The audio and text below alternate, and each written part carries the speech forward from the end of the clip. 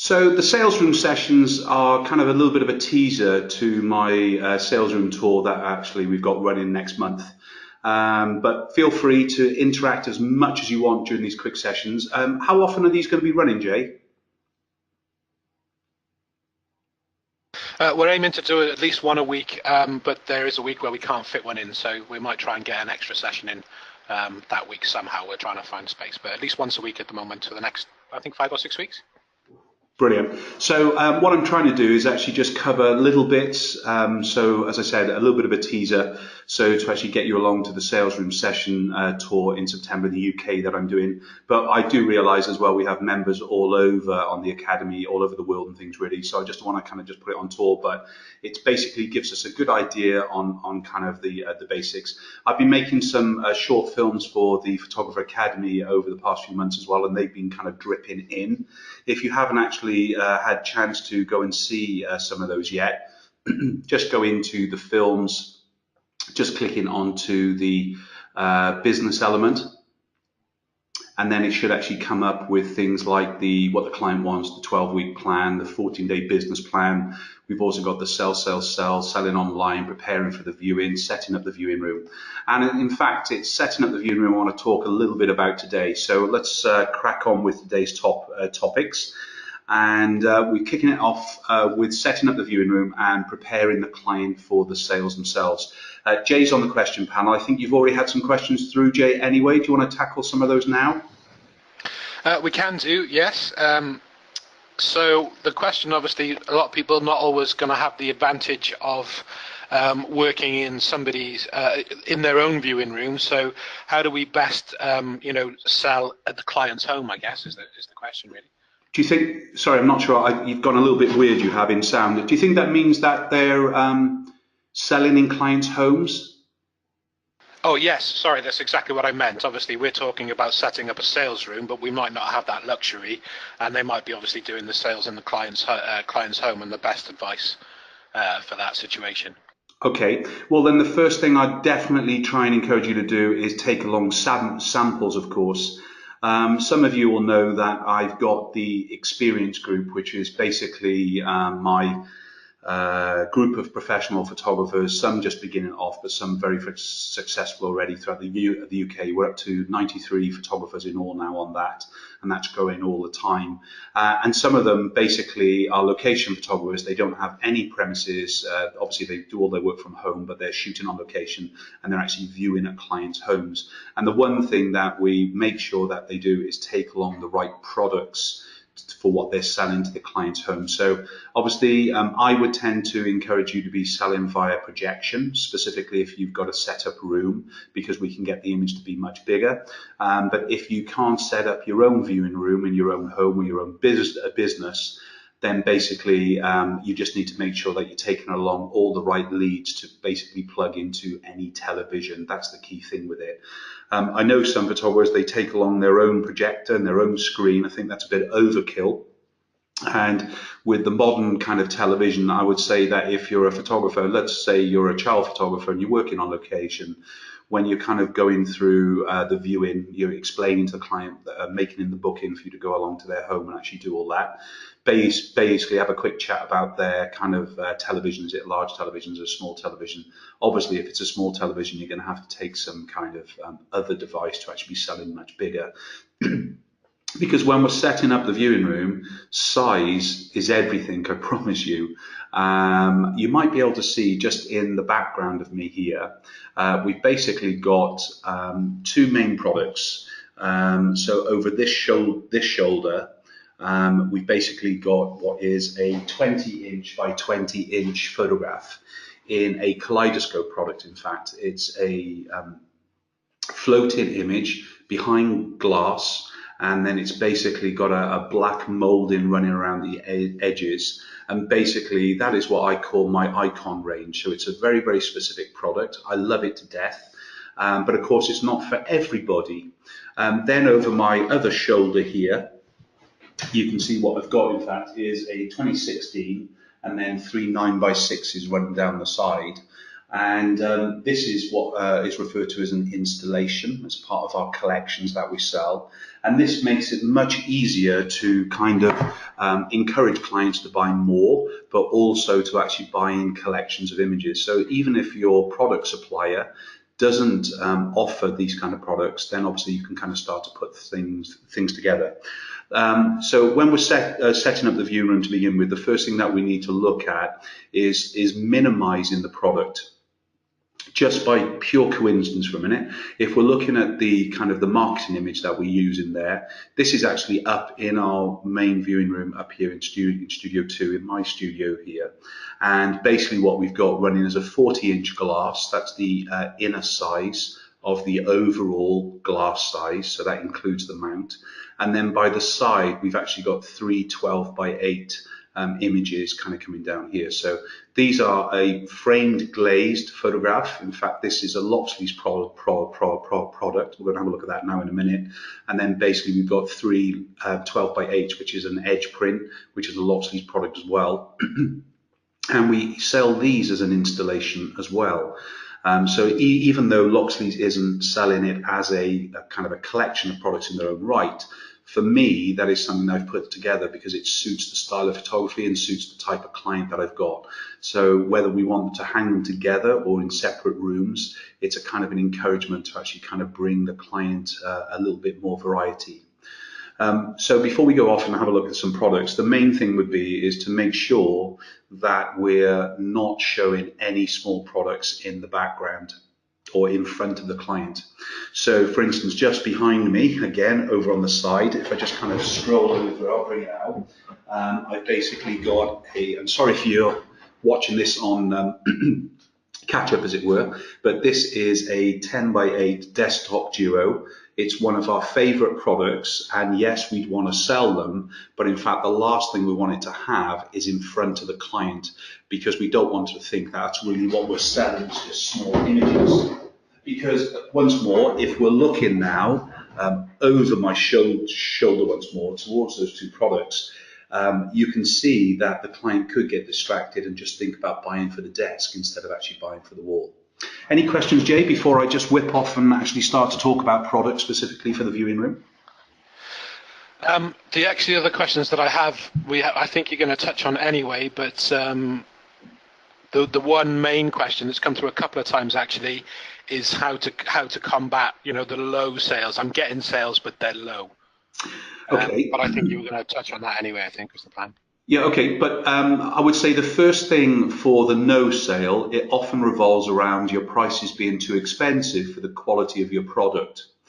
I know that sounds daft, but unless you're really selling to the client and you're a good salesperson, really what we're trying to do all the time is kind of encourage clients to actually buy. And the only real way for us to do that is to make sure that our images are unforgettable and they've got to buy them as such. So with that in mind, you should think about the right products to sell if you find yourself being a slightly a cheaper photographer than perhaps you'd like to be to begin with. Remember, we've always got to start in different places. And I'm sure you've been to seminars and you've listened to other photographers and listened online, and they talk about £1,000 this or $2,000 this and so on and so on. But the key thing to begin with is remember they've all started somewhere, and you need to aspire to that. You need to aspire to it in several ways. You need to, what I refer to as the first 500 clients. Your first 500 clients and everything that you're doing is going to teach you so much to get to a place where you've got the confidence, not only as a photographer, but also actually in the sales and the whole experience that you're running.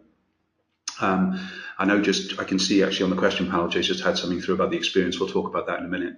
But basically, you need to make sure it's the right product. So let's stay for a minute, and I'm going to say that I'm struggling to sell big products for the wall, or the client isn't kind of buying them. So let's kind of look at wall products, or what could I do? So from the Loxley's range here, we've got some very expensive. So if I went into the likes of a Lumini for a minute, which is one of their kind of premium products that they introduced to the world years ago now, and we look at the sizes. So let's say that I want to be selling a 30-inch to a client.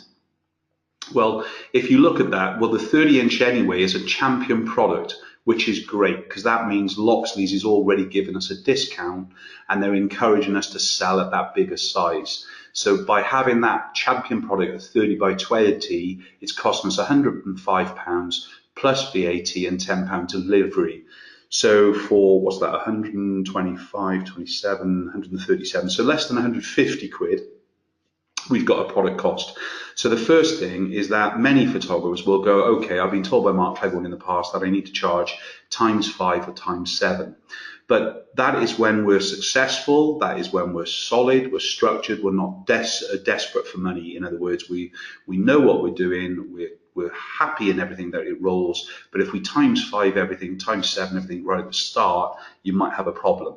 But instead, if you said, okay, for every client that I've got coming through, if I just want to earn 125 quid or £200, let's say, then just add that onto the total cost, and at least you know exactly what you're earning from each product. But for you, the 30 by 20 at 105 quid just might be, even at the ×3, might be still too much. So then don't sell that product. Go in and go, okay, well, what is the cheapest products that they do? Let's look at edge print for a minute. Will that give me a much cheaper product? So sizes, prices, 30-inch. It's 90 quid. So we're saving ourselves £15 there straight away. So instantly we start to allow ourselves to sell the product at a slightly lower price. Or what I should say is we're not going to sell the product at a lower price. We're actually still looking to earn the same amount of money if possible.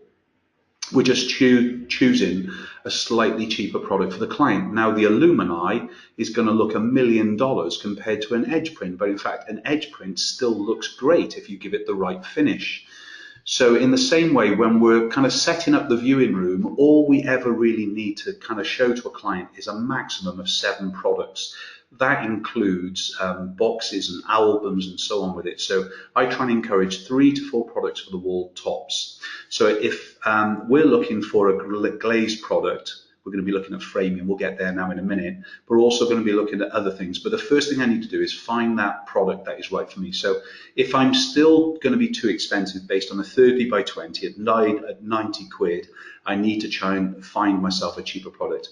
So I know that Canvas Gallery Block is one of their best value for money products.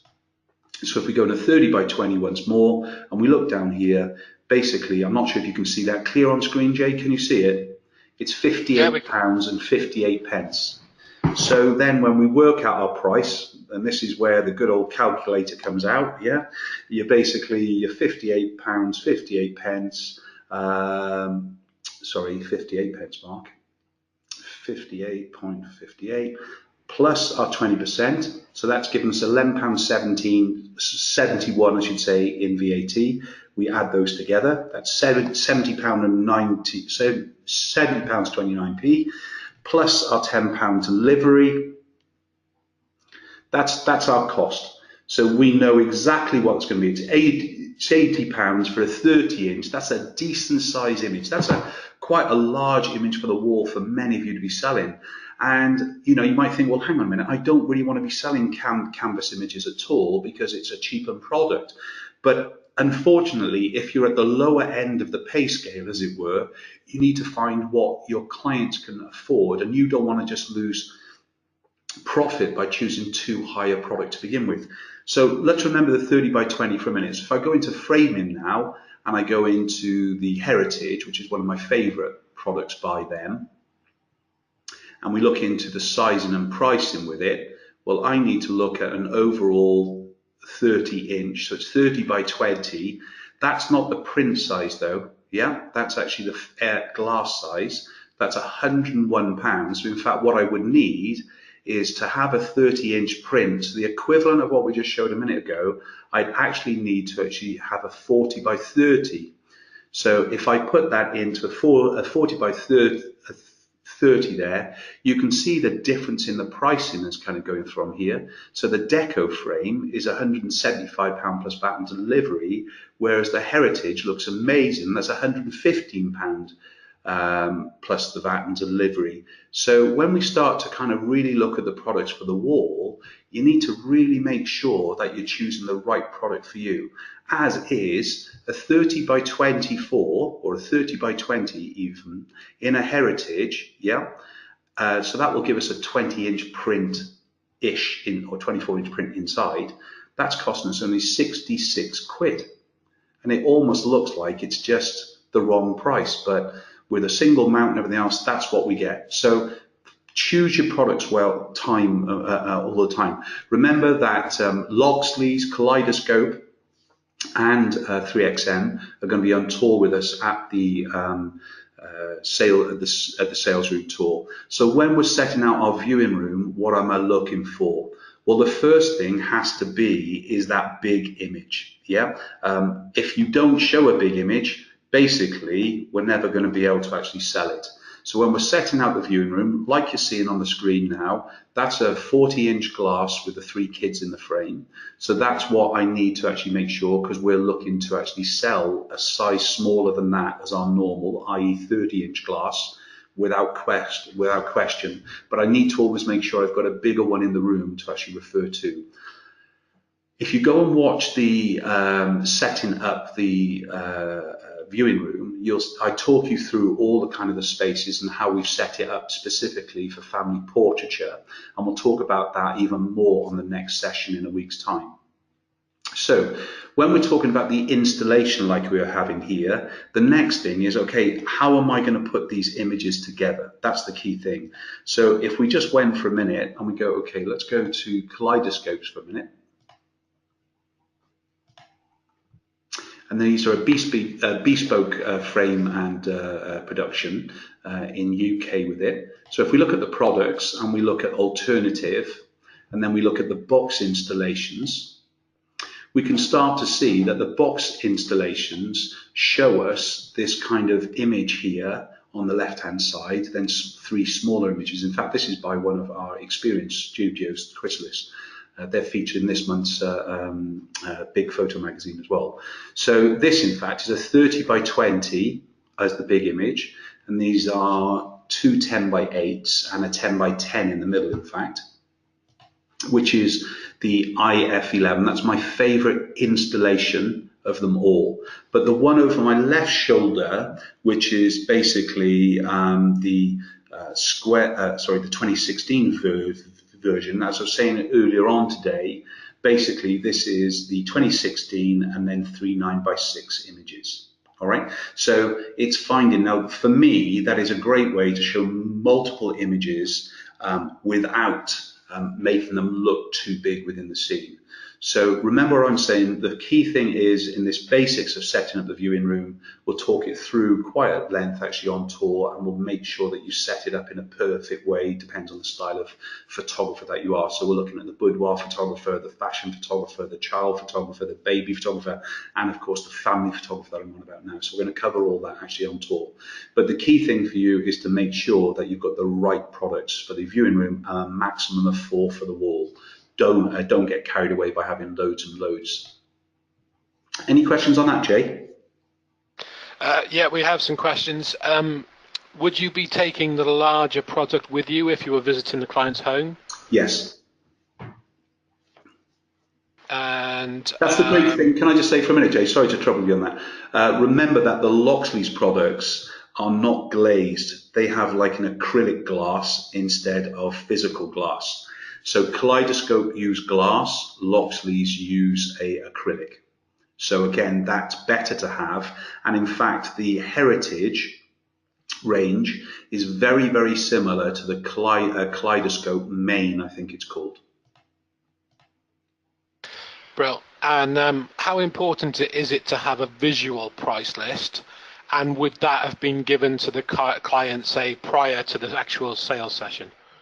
Yeah, one of the things that we're going to cover, this is for you watching me on the webcam for a minute, one of the things that we're going to cover is actually pricing the product for success. I've got a dummy price list for you all. We've got some designs as well, but we're going to be talking it through and building the prices together. It'll only be 20 minutes a part of the presentation during the course of the day. But again, it's all about kind of laying it all out, including terms and conditions. And I'm just showing it on the webcam if you can see that, Jay. But again, it's all about laying everything out. But we've got to really make sure we've got a living price list. And I'm going to talk about how to actually maximize that for you as well while we're on tour.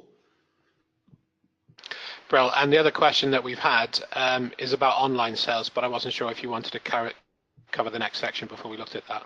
Yep. Well, you know I'm an absolute fan of SmugMug. That's where the Mark Cleghorn website is built on anyway, the Mark Cleghorn photography where my clients go. But as far as the online sales are concerned, it's always going to be more difficult allowing the client to buy by themselves instead of the in-person sales. With the quality of the likes of Skype nowadays and things, really, you can basically go online and sell face-to-face with a client, even at distance. And I've done that by actually talking them through images on the screen in front of me. But we've got to make sure that the client is being sold to. And I promise you that when you come on tour with us in the sales room tour, we're not going to be doing anything about heavy selling. We have not built a business over the past 30 odd years by doing that. We want repeat clients. We're not just looking for that one big sale. I want clients coming back and back the whole time.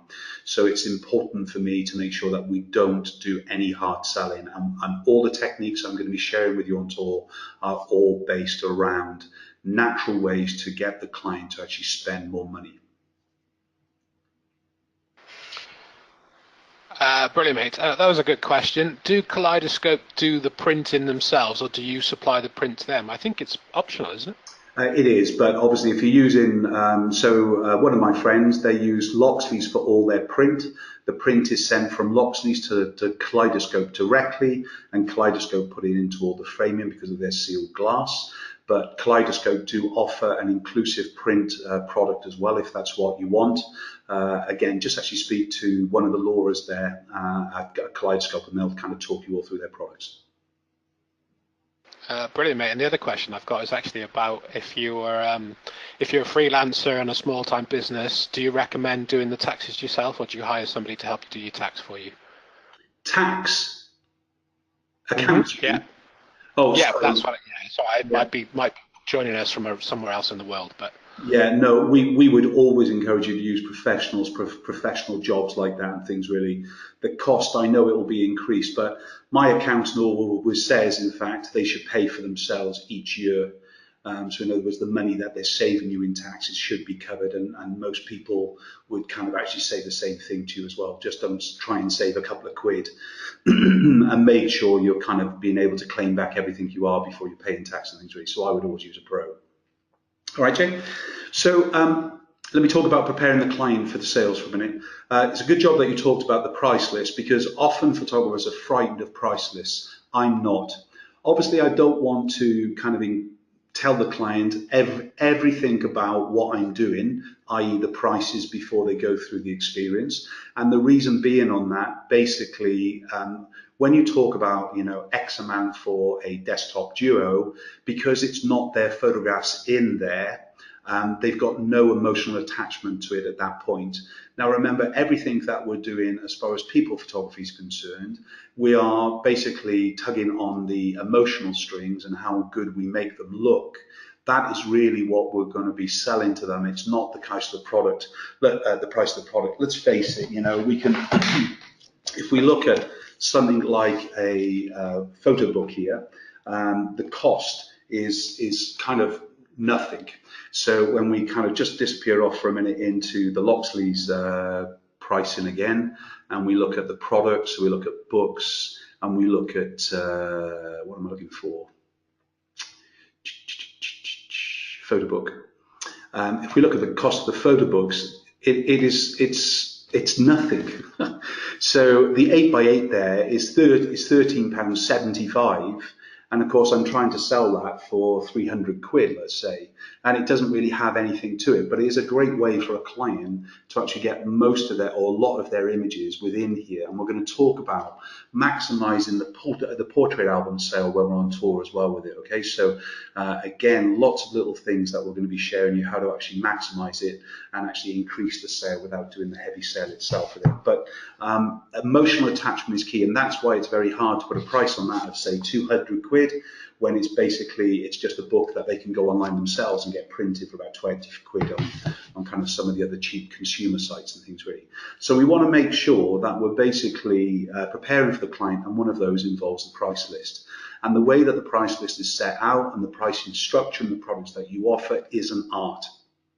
And for most of my experience group, when I do their kind of one-to-one sessions, probably the first time we spend a good 20 minutes looking at actually what their business is, what their kind of growth is, what they want their client to spend, and so on. And then we help them rejig the price list to maximize it. We just had somebody join with a new Xperience 4 group, in fact, and they've been in the industry as long as I have.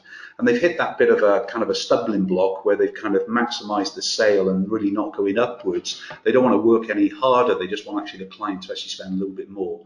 And we've just actually kind of reconstructed the price list fully for them, and already the sales have gone up by more than 20% and things really. So it's a massive change. So preparing the client does involve talking about your products, talking about your prices, making sure they're the right products for the clients that you have, and make sure they're the right products for the type of photographer and the pricing that you are as well. But we have to prepare the client for the actual sale. And when we're on tour, we're going to talk about the post-session pre-selling, and that will probably change your life forever in the way that you actually sell your photography.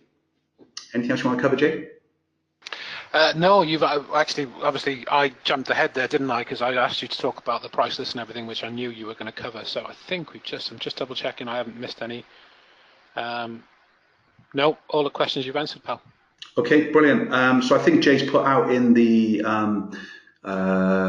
chat panel as well how you can kind of book in. So basically, to actually book onto the tour, it's just been sponsored fully by the sponsors, in fact.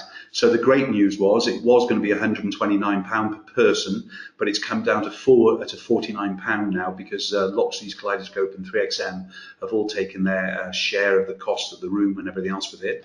I'm on tour because I'd love to actually get building our Xperience group bigger and bigger kind of thing with it, because it's going great guns in the UK and Ireland. I'll just do a little bit of boasting in a minute for Jay, if you don't mind. One of the Xperience people who joined us in January, they basically applied one of the promotions, and they applied it over 3 months, and they added 89 grand to their business. That's the biggest sole influx and instant change that we've had in any of the Xperience studios so far. We've moved businesses that have been just pre-VAT into kind of close to $250,000 and beyond. We've taken businesses that are 200K through the 350 barrier.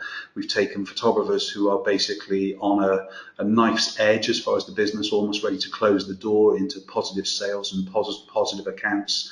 So a lot of what we're doing on the sales room will give you that stimulus straight away to know that you can make a difference to your business. So the kind of things that we're going to be covering fully on tour, I'm going to look at maximizing how we can actually make sure that the post-session pre-sale really works effectively for you. Continue on setting up the viewing room, which will kind of just explain and show you fully the difference, how it can make. I'm going to give you some quick techniques on how to sell with more confidence without anything to do with hard selling. I'm going to show you how to deal with people who don't want to buy anything or don't really want to buy your prices. I'm looking at how we can kind of help you select and price the right products for your kind of client. Plus, we're also going to be looking at things like image selection for the viewing room to make sure you're maximizing the viewing experience for the client. We're going to actually do a little bit of a live sales session, so you can throw as many hard questions at me as you want. For almost an hour, we'll just pretend to do a live sale, and you can be as difficult as you want to be, and I'll take it all on the chin. I'm going to show you how to sell collections of your images. I'm going to show you how to handle a client that might be feeling like a freebie hunter and not spending any money, as well as obviously the kind of the negative sale. So all that for 49 quid. We've even included lunch now, thanks to the sponsors, in 5 locations around the UK. That's September the 25th. In Manchester, the 26th in Coventry, 27th in Twickenham in London, 28th in Southampton, and the 29th in Barry in our studios here. Things really. Anything else to finish off with, Jay? No, I think you just did exactly what I wanted to do. What item will the session start and finish to help plan it? Oh, what was that? Sorry, what? What? Oh, sorry. What time will the session start, and where are we helping to go? Well, they'll all start 9:30 to 10 at the day on the days, guys. 9:30 registration, 10 o'clock prompt start, and we usually run through till around 4:30, 5 o'clock every day. Are any of the UK tours near airports? The best one is us here in Cardiff. We're right next to Cardiff Airport, so that's the last day of the tour. We're literally 5 minutes away from the airport. Yeah, what time do they start? So there are lots of questions coming in. And as Mark said, obviously, you just book that via the Mark Cleghorn page. So the Monday is Manchester, just outside Manchester. Then we're in Coventry, London, Southampton, and we finish the week here at our studios just outside Cardiff. And that's it for today. And we're going to carry on these sessions this time next week. So we'll see you again next Friday. Thanks Mark. Cheers, mate. Take care. Bye.